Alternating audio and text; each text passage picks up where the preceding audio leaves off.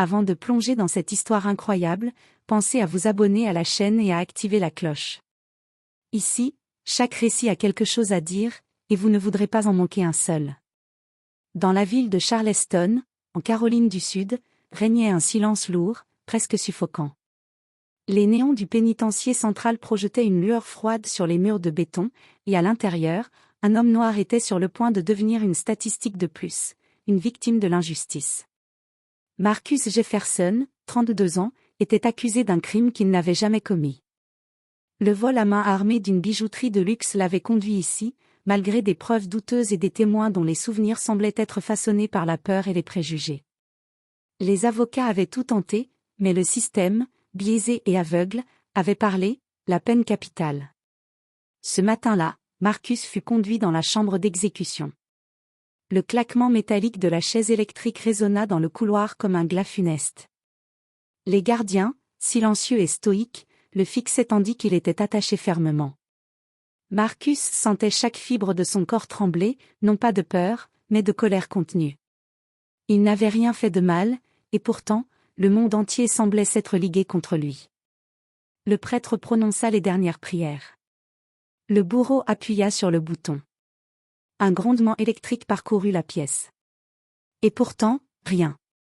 Marcus ressentit une douleur fulgurante, une explosion de lumière dans son esprit, mais son corps resta intact. 8 fois le processus fut répété. 8 fois, le courant fit trembler la chaise et hurler les machines, mais Marcus survécut. Les médecins déclarèrent l'incident comme un malfonctionnement technique exceptionnel, mais Marcus savait que ce n'était pas le hasard.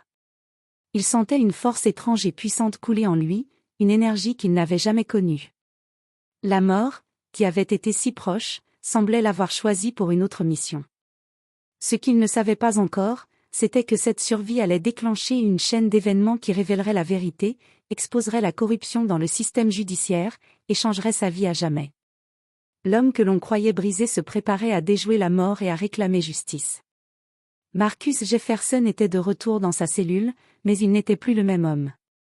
La survie à la chaise électrique avait laissé des traces physiques et psychologiques, des brûlures légères, des cicatrices invisibles, et surtout une rage silencieuse qui brûlait dans son regard. Ses codétenus murmuraient son nom avec crainte et respect, certains croyant qu'il était protégé par une force surnaturelle. Le soir tombait sur Charleston, et Marcus restait assis, les yeux fixés sur le plafond gris, réfléchissant. Il savait qu'il avait été piégé. Les témoins avaient menti, les preuves avaient été manipulées, et derrière tout cela, il y avait un réseau de corruption et de racisme institutionnel qu'il devait déjouer. Il commença à se remémorer chaque détail de son procès, les incohérences des témoins, les rapports de police mal rédigés, les vidéos effacées mystérieusement. Un plan se dessinait dans son esprit. Il n'avait pas seulement survécu à la mort, il allait survivre au système et renverser ceux qui l'avaient condamné.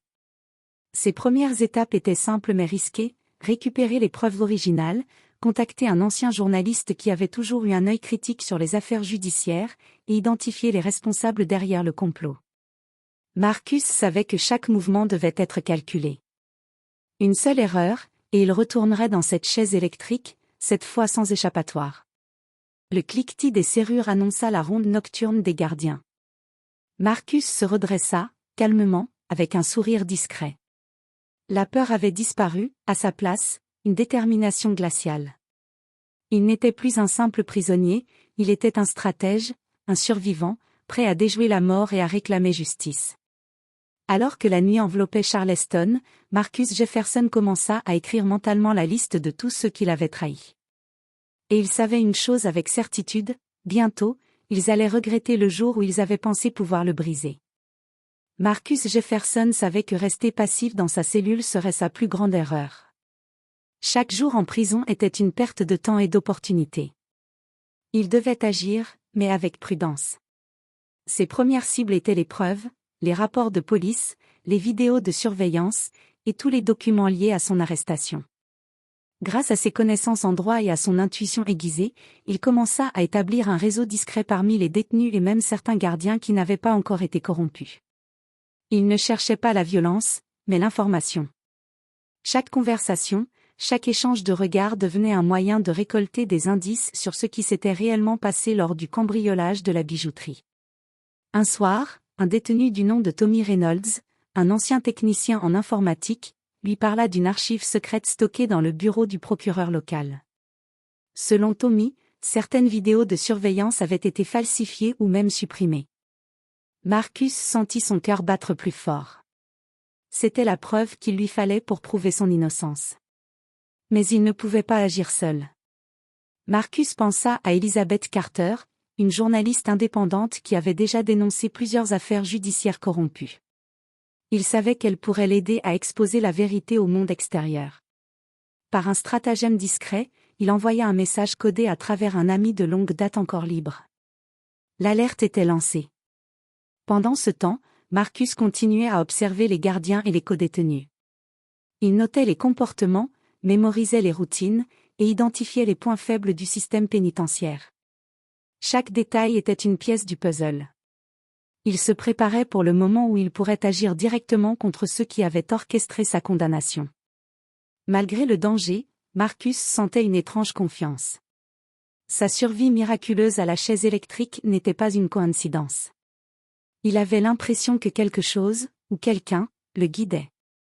Et il savait que ce miracle devait avoir un but, il n'était pas seulement destiné à survivre, mais à révéler la vérité et punir l'injustice.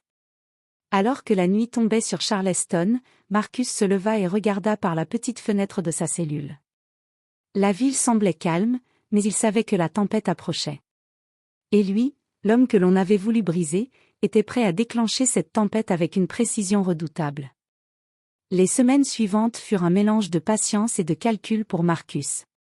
Chaque détail, chaque mouvement dans la prison et au-delà, devait être analysé. Il savait que la moindre erreur pouvait lui coûter la liberté, voire la vie. Pourtant, l'urgence de prouver son innocence brûlait plus fort que toute peur. Grâce à Tommy Reynolds, Marcus put obtenir des informations cruciales. Un ancien serveur du bureau du procureur contenait les vidéos originales de la bijouterie, avant qu'elles ne soient falsifiées. C'était la preuve qu'il lui fallait pour démontrer que la scène du crime avait été manipulée. Mais récupérer ces fichiers n'allait pas être facile. Le bureau était lourdement sécurisé, et chaque faux pas pouvait être fatal. Marcus décida de jouer la carte de la ruse. Avec l'aide d'un gardien discret qu'il avait gagné à force de calme et de respect, il commença à organiser un transfert de documents codés, pièce par pièce. Chaque microfilm, chaque dossier photocopié, devenait un pas de plus vers la liberté. Marcus sentait l'adrénaline, mais il restait concentré, il ne voulait rien laisser au hasard. Pendant ce temps, à l'extérieur, Elizabeth Carter recevait des messages cryptés et des indices laissés par Marcus. La journaliste commençait à comprendre l'ampleur de la conspiration. Plusieurs policiers et fonctionnaires avaient falsifié des preuves pour protéger un réseau criminel influent. Elizabeth savait qu'une révélation publique pouvait provoquer un scandale national. Mais elle devait agir avec prudence, ses ennemis étaient puissants et déterminés à tout dissimuler.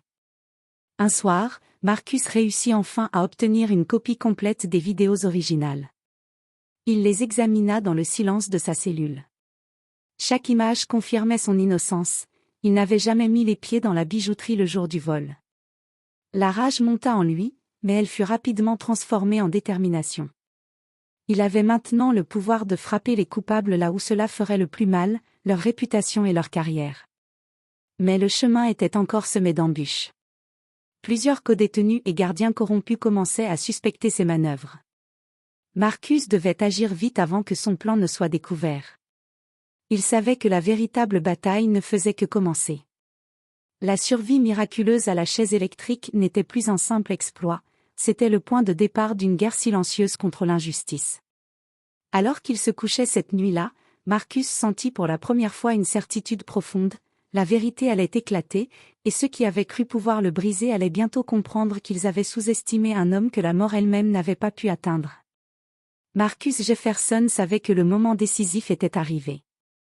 Avec les vidéos originales et les documents falsifiés en sa possession, il pouvait enfin prouver son innocence et dénoncer le réseau de corruption qu'il avait piégé.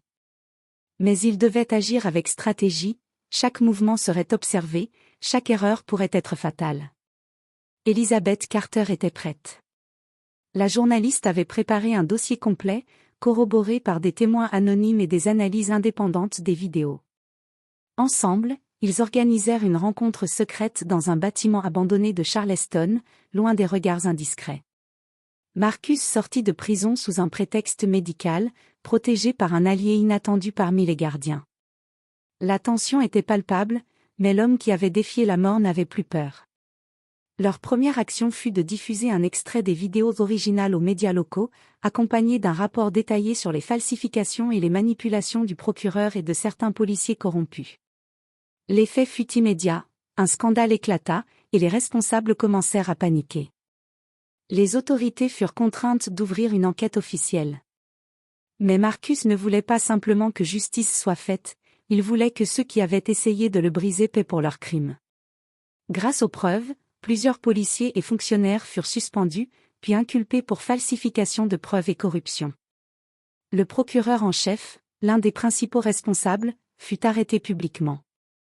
La population, choquée par l'ampleur de la conspiration, acclama Marcus comme un symbole de résistance et de vérité. Pour Marcus, le plus important n'était pas la gloire, mais la paix intérieure. Il avait survécu à la chaise électrique, déjoué la mort, et rétabli son honneur. Il put enfin respirer, sachant que son nom ne serait plus associé à un crime qu'il n'avait pas commis. Alors qu'il marchait dans les rues de Charleston, libre et victorieux, Marcus sentait le vent sur son visage. Chaque pas résonnait comme un triomphe sur l'injustice. Sa survie miraculeuse n'avait pas été un simple hasard, elle avait été le début d'une renaissance, d'un combat contre le mensonge et la corruption. La vérité avait triomphé. Et Marcus Jefferson, l'homme que l'on croyait brisé, était désormais invincible.